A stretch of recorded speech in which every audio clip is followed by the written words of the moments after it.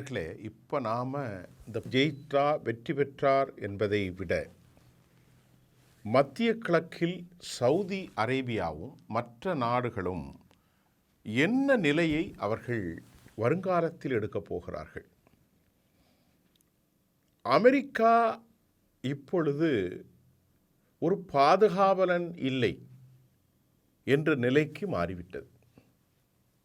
எல்லா நாடுகளிலும் ஒரு போலீஸ்காரனாக, ஒரு தாதாவாக, டானாக, மத்திய கிழக்கில் மட்டுமல்ல உலகத்தில் எங்கிருந்தாலும் உள்ளே சென்று அவன் முகத்தை தலையை நுழைத்து எச்சரிக்கை செய்வான்.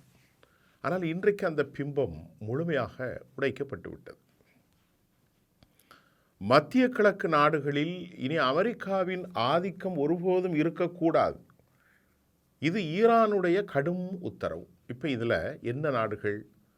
சவுதி அரேபியா ஒன்று. முக்கியமான பெரிய நாடுகளை நம்ம பார்ப்போம். ஒரு பக்கம் ஈரான், மற்றொரு பக்கம் சவுதி, துருக்கி, இது இராணுவ பலம் கொண்ட நாடுகள். துருக்கி, எகிப்து, ஜோர்டான், இந்த பக்கம் சிரியா, ஈராக், அந்த பக்கம் யுனைடெட் அரபு எமிரேட்ஸ், பலம் பொருந்திய பணபலம் பொருந்திய கத்தர், குவைத், பஹ்ரைன், ஓமன், இவ்வளோதான். மத்திய கிழக்கில் இஸ்ரேலும் உண்டு. இப்போ இந்த போருக்கான காரணத்தின் முழுமையாக இனி அரபுகள் யாரோடு சேர வேண்டும் என்ற கேள்வி எழுகின்றது. மிசைல் தொழில்நுட்பத்தில் நவீனகால போரில் யாரும் பெற முடியாத ஒரு வெற்றியை ஈரான் பெற்றிருக்கிறது. ஈரானுடைய அழிவும், ஈரானுடைய சேதாரமும், ஈரானுடைய உட்கட்டமைப்பு சீர்குலைவையும் பற்றி நாம் சொல்ல வேண்டியதில்லை. அது பெரிய அளவிலே அவர்களுக்கு பாதிப்பு. ஆனால் ஈரான் இப்பொழுது உலகத்திற்கு ஒரு வெற்றி பெற்ற கதாநாயகனாக நின்று கொண்டிருக்கிறார். அந்த கதாநாயகன் எப்படி இருக்கிறான்? இவனை யாருக்கும் தெரியாது. ஒரு பயில்வானிடத்தில் மோதி அவன் கீழே மூச்சிறைப்போடு கீழே படுத்திருக்கிறான். இவன் உடம்பில் ஏராளமான இரத்த காயங்களோடு இந்த சின்ன பையன் எழும்பி நிற்கிற காட்சியை நீங்கள் பாருங்கள். அமெரிக்காவில் நடக்கக்கூடிய ரெஸ்லிங் போட்டியில் அப்படி நடக்கும். ஒரு பலமானவன் கீழே விழுந்து மூச்சிறக்க படைத்து கிடக்கிறான். ஒரு பலமற்ற சிறிய பையன் இரத்த கொட்டி இருந்தாலும் நின்று கைகளை தூக்குகிறான். இதுதான் ஈரானுடைய நிலை. இனி வரக்கூடிய காலத்தில் அமெரிக்காவிற்கு இவர்கள் துணை போவார்களா, அல்லது அமெரிக்காவினுடைய சார்பு நாடுகளாக இனி மத்திய கிழக்கு இருக்குமா? இந்த கேள்விக்கு பதில் சவுதி அரேபியாவும் யுனைடெட் அரபு எமிரேட்ஸும் ஒரு நெடும்பகை கொண்ட நாடுகளாக ஈரானுடைய பார்வையில் மாறியிருக்கிறார்கள். கடந்த காலத்தில் ஷியா மற்றும் சுன்னா அமைப்புகளுக்கிடையே இருந்த முரண்களை பயன்படுத்தி மத்திய கிழக்கை யார் ஆள்வது என்ற உள் கடவு போட்டியில் இரண்டு பேருக்கிடையே ஒரு பனிப்போர் இருந்தது. ஆனால் தற்போது அந்த பனிப்போர் மாற்றத்திற்கான காலம் வந்திருக்கிறது. அமெரிக்காவை நம்பி, அமெரிக்காவினுடைய ஆயுத குவிப்பை நம்பி, அமெரிக்காவில் பல லட்சம் கோடிகளை முதலீடுகளாக செய்து அமெரிக்காவுடைய ஏர் டிஃபென்ஸ் சிஸ்டம் பாதுகாப்பு மண்டலங்களை குவித்திருந்தும் மத்திய கிழக்கிற்கு எந்த பலனும் தரவில்லை என்பதையும் நீங்கள் பார்க்க வேண்டும். இஸ்ரேலுக்கு இது எந்த பலனையும் தரவில்லை என்பதையும் நீங்கள் பார்க்க வேண்டும். இந்த அளவிற்கு கடும் தாக்குதலை நடத்தி 13 தளங்கள் அளிக்கப்பட்டிருக்கிறது. ஆனாலும் ஒரு சின்ன கல்லை கூட எடுத்து வீசவில்லை. அப்போ அவர்களுடைய இயலாமை, பயம், அச்சம். அவன் பலமானவன் ஈரான். அவனோடு மோதுவதற்கு அமெரிக்காவும் இஸ்ரேலும் இருக்கும்போது நாம் எதற்கு பகை எடுத்து கொள்ள வேண்டும் என்றுதான் 13 லட்சம் கோடி, 150 லட்சம் கோடி, 300 லட்சம் கோடி என்று இன்வெஸ்ட்மெண்ட் பண்ணி F-35 இருந்து பேட்ரியாட் தாட் வரைக்கும் குறித்தும் ஒரு சின்ன கல்லை கூட அவர்கள் எடுத்து வீசவில்லை. அப்படின்றால் இவர்களுடைய ஆயுதங்கள் துருள் பிடித்து போய்விட்டதா? அல்லது இந்த ஆயுதங்களை இயக்குவதற்கு இவர்களுக்கு தெரியவில்லையா? அல்லது அந்த ஆயுதங்களை இயக்குவதற்கு அமெரிக்கர்கள் ஏன் வர மறுத்து தனது படைகளிலிருந்து ஓடி பங்கருக்குள்ளும் மக்கள் வாழுகிற ஹோட்டல்கள், அப்பார்ட்மெண்ட்ஸிலும் தங்கியிருக்கிறார்கள் என்பதை நீங்கள் புரிந்து கொண்டால் இந்த போரின் வெற்றி மத்திய கிழக்கில் என்ன செய்தியை சொல்கிறது?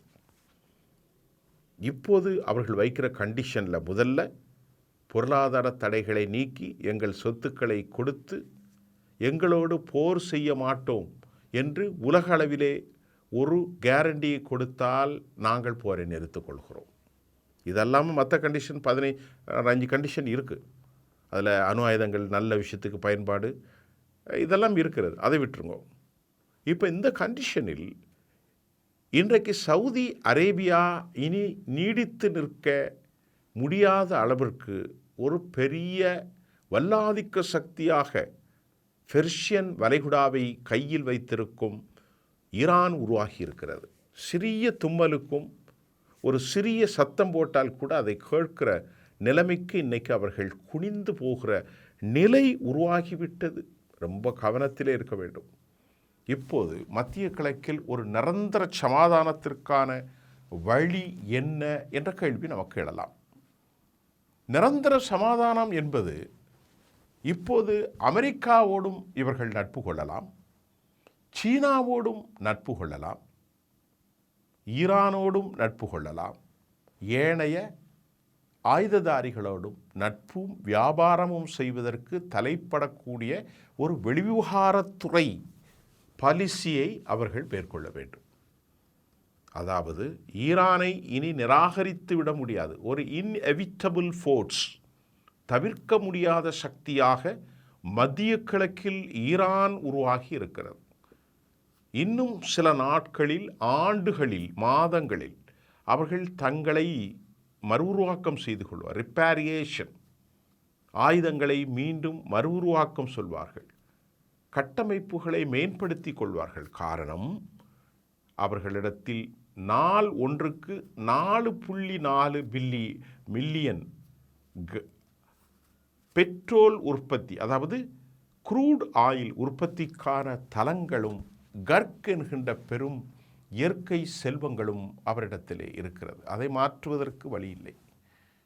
காடுகளும் மலைகளும் கல்வி செல்வங்களும் கோடானு கோடி பரப்பளவுகளும் இருக்கிற ஈரானை அணுகுவது மத்திய கிழக்கு நாடுகளுக்கு சகலத்திற்கும் நன்மை பயக்கும். இந்த ஈரானை அவர்கள் நாடி ஒட்டுமொத்த மத்திய கிழக்கில் ஒரு வல்லாதிக்க சக்தியாக உருவாகுவதற்கு அண்ணன் தம்பிக்குள் இருக்கக்கூடியதை போன்றதொரு மாற்றத்தை அவர்கள் உருவாக்கும் காலம் உருவாகியிருக்கிறது. வீண் பிரட்டல், மனமுரண்டு, வரட்டு பிடிவாதத்தில் சவுதி போன்ற நாடுகள் மீண்டும் இவர்களை அழித்து துவம்சம் செய்யுங்கள் என கடுமையான வேண்டுகோளை விடுத்ததாக நியூயார்க் டைம்ஸ் செய்தி வெளியிட்டு அதை மறுத்தும் மறுக்காமலும் இந்த அதிதீவிர போக்கை சவுதி அரேபியா மற்றும் அதன் துணை நாடுகள் இனி வரும் காலங்களில் மேற்கொண்டால் அவர்கள் கடும் சீரழிவை சந்திக்கும். ஏனென்றால் ஹெர்முஸ் வளைகுடாவில் இருந்துதான் மறைமுகமாக பைப்லைன்கள் கடலடிகளுக்கு இடையே சவுதி அரேபியாவுக்கு மட்டுமல்ல, யுனைடெட் அரபு எமிரேட்ஸுக்கும் சிஎன்ஜி எரிகுழாய்கள் இங்கே கத்தருக்கும் செல்கிற நிலையில் வலிமையாக தங்களை காட்டிக்கொண்ட சவுதி அரேபியா இனி கல்வியிலும், இன்னும் ஆய்வுகளிலும், இனி ஆராய்ச்சிகளிலும் பெர்ஷியன் என்று சொல்லக்கூடிய ஈரானிய சகத்தோழர்களை பின்பற்ற வேண்டும். அதற்கு அவர்கள் அமெரிக்காவை முழுமையாக கைவிட வேண்டுமல்ல, அமெரிக்காவோடு கல்வி மற்றும் மருத்துவம் சார்ந்த நல்ல பணிகளுக்கு கல்வி கற்றும் இந்த வல்லாதிக்க சக்திகளுக்கு அமெரிக்காவில் இடமில்லை என்பதை இவர்கள் உணர்வுபூர்வமாக நீண்டகால அச்சுறுத்தலுக்கான ஒரு களத்தை அவர்கள் அமைக்க வேண்டுமென்றால், குறிப்பாக இஸ்ரேலுக்கு எதிரான ஒரு களத்தை உருவாக்க வேண்டுமென்றால் காலத்தின் கட்டாயம் இப்பிராந்தியத்தின் ராஜாவாக உருமாறியிருக்கும், சிங்கமாக உருவாகியிருக்கும் ஈரானோடு கைகோர்ப்பதும் நேசம் பாராட்டுவதும் ஏனைய அரபு நாடுகளோடும் யூரோப் யூனியன், மத்திய தரைக்கடல், ஆப்பிரிக்கா, ஐரோப்பா, அமெரிக்க நாடுகளோடு சமநிலை உறவுகளை பேணுவது மட்டும் பதிலளிக்குமே அல்லாமல் இதுகாரம் தங்களின் தாதாவாக எஜமானாக தங்களை புரொடெக்ட் செய்யக்கூடிய ஒரு வல்லாதிக்க சக்தி இன்று அவர்களை கைவிட்டு விட்டது என்பதை